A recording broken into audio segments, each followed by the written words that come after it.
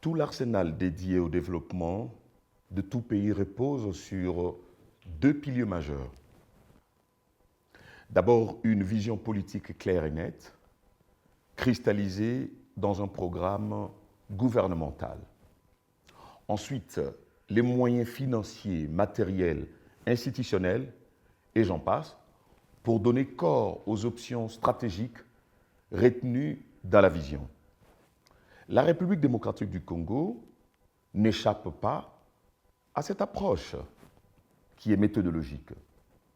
Aussi, tout gouvernement qui se veut sérieux et développementiste est censé s'inscrire dans cette logique.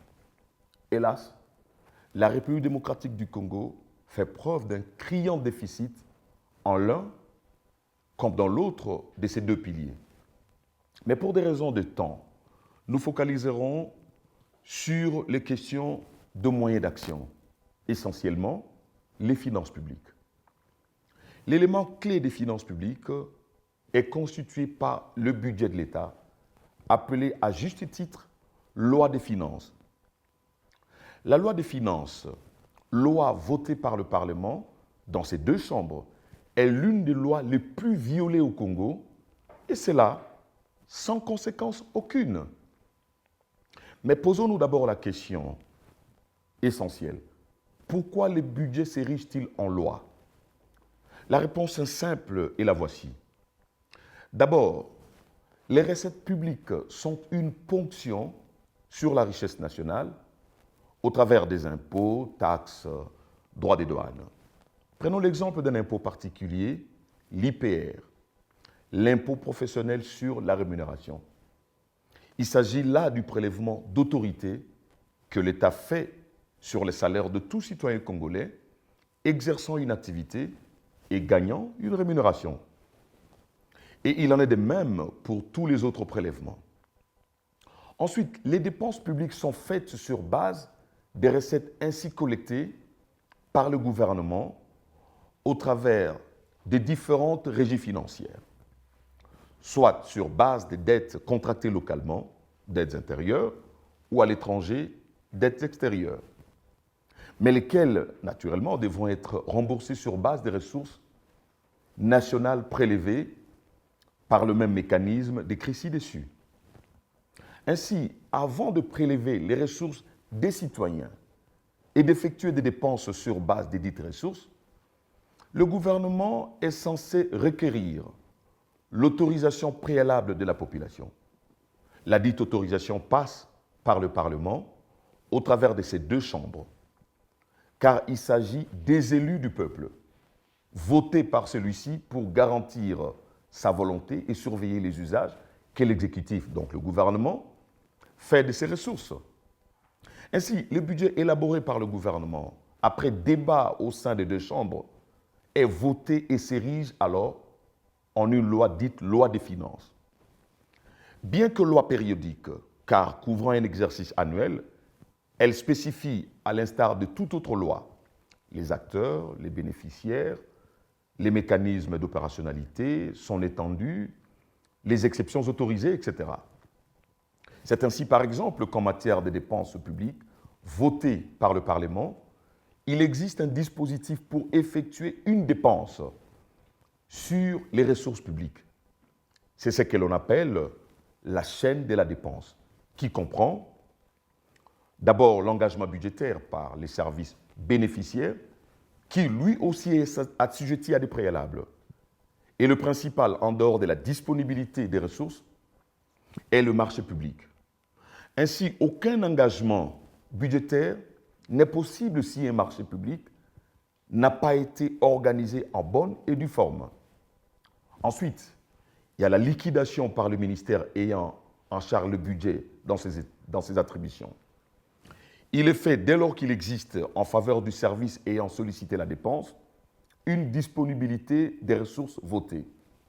En plus, il contrôle la régularité du marché public dans le cadre de la dépense sollicitée.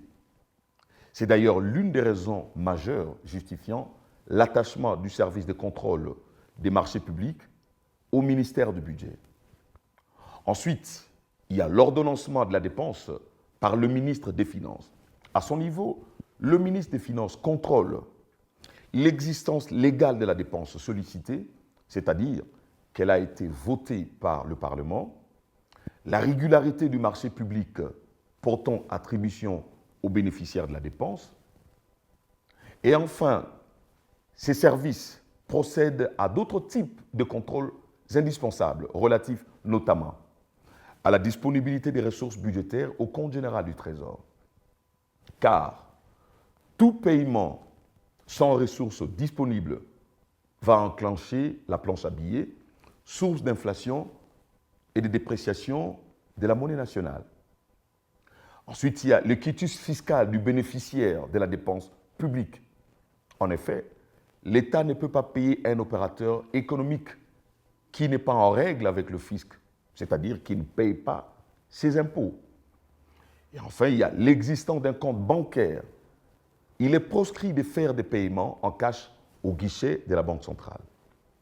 En fait, le paiement de la dépense autorisée par la Banque centrale, en procédant au virement au compte du bénéficiaire logé dans une banque commerciale, locale ou internationale, selon les cas, et naturellement après avoir pris des précautions d'usage.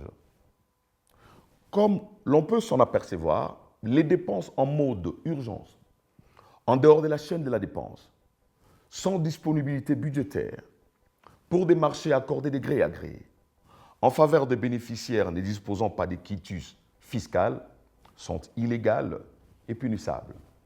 Mieux, à la fin de chaque exercice budgétaire, le ministre des Finances est obligé, de par la loi, de présenter aux deux chambres du Parlement un rapport dit « reddition des comptes ». Ces rapports, une fois approuvés, revêtent aussi la forme d'une loi dite « loi de reddition des comptes ». La reddition des comptes est le rapport portant sur, d'abord, la collecte des ressources publiques, telles qu'autorisées par la loi des finances. Ensuite, les dépenses effectuées et autorisées par le ministre des Finances en suivant scrupuleusement les prescrits de la chaîne de la dépense. L'exercice de la reddition des comptes au Parlement, qui est assisté par la Cour des comptes, est le mécanisme légal de redevabilité par essence. La Cour des comptes, au travers de ses juges, passe en revue chaque recette, chaque dépense, afin d'en établir la sincérité et la régularité. Et elle émet ses avis sur le rapport élaboré par le ministère des Finances. Alors, qu'en est-il de la redevabilité sur les finances publiques en République démocratique du Congo? D'emblée, ici est de reconnaître que le gouvernement, en dehors du simple formalisme, ne se soumet nullement à cette obligation légale. Pourtant, socle de la gestion de la chose publique. Les ressources collectées, il faut le dire, sont des prélèvements d'autorité sur la richesse nationale. En d'autres termes, et en termes vernaculaires, il s'agit de l'argent de la population sur l'effort fourni par chaque citoyen. Et ces prélèvements sont censés être affectés strictement aux dépenses en faveur de la population elle-même. Ce n'est que justice, car c'est son argent, hélas. Les dépenses essentielles votées en faveur de la population, hôpitaux, écoles, routes et j'en passe, ne sont quasiment pas rencontrées. Ensuite, les dépenses politiques, émoluments des députés, voyages des officiels, dépenses de prestige, notamment les palais présidentiels, sont exécutées en surconsommation par rapport au niveau voté par le Parlement. Enfin, les dépenses sont exécutées en dehors de la chaîne de la dépense, en flagrante violation de la loi des finances. Les dépenses sont exécutées en faveur des opérateurs économiques et autres bénéficiaires ne disposant pas d'écutis fiscal, c'est-à-dire que le gouvernement oriente l'argent de la population vers des opérateurs qui ne payent rien à l'État. C'est ainsi que de nombreux scandales continuent et continueront de défrayer la chronique. Projet de 100 jours ayant occasionné plus de 700 millions de dollars américains sans des résultats concrets et compatibles sur le terrain. Projets dits Tchilégelou, sans aucun lendemain, mais qui ont consommé plusieurs millions de dollars américains. Projet de l'université de Mbujimaï, avec plus de 30 millions de dollars, sans aucun bâtiment sur le terrain. Projet des 145 territoires qui occasionnent déjà d'énormes sorties de fonds publics, mais dont les résultats ne seront jamais compatibles avec les ressources dilapidées. Projet de jeu de la francophonie qui a occasionné plus de 350 millions de dollars américains, un cas patent où le dépassement n'a donné lieu à aucune forme de sanction. Les dépenses y afférentes ont été exécutées sur toute la ligne en violation flagrante de la chaîne de la dépense. Et j'en passe, les cas sont nombreux. Alors que l'exercice réel et obligatoire de la redevabilité aurait permis de faire usage rationnel des ressources publiques en les investissant dans l'amélioration des conditions de vie de la population, notamment en créant des infrastructures de base indispensables à l'attractivité des investissements, tant nationaux qu'étrangers. Donc, plus de redevabilité dans les responsabilités qui incombent aux gouvernants constitue un premier pas vers la bonne gouvernance, censée se cristalliser en valeurs républicaines dans la gestion de la chose publique.